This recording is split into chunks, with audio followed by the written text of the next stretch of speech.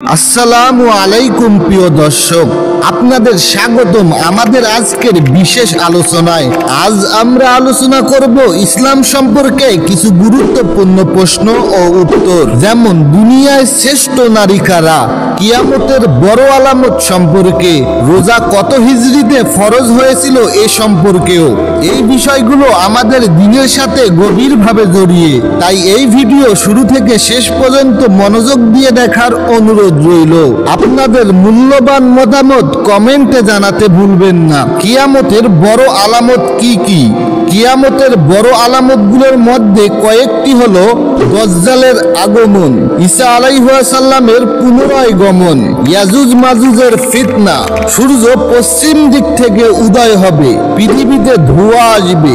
রাসূল সাল্লাল্লাহু আলাইহি ওয়াসাল্লাম বলেন, কিয়ামতের আগে 10টি বড় বড় আলামত প্রকাশ পাবে। রোজা কত হিজরিতে ফরজ হয়?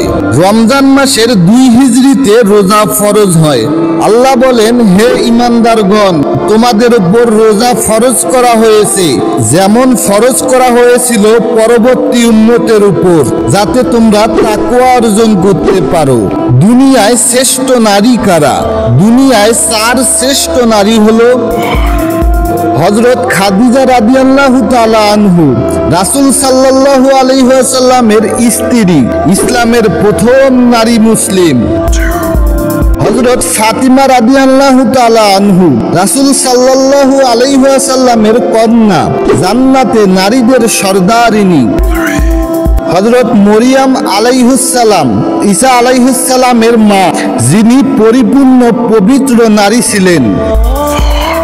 হযরত আসিয়া আলাইহিস সালাম, ফেরাউনের স্ত্রী, যিনি ঈমানের পথে অবিচল ছিলেন।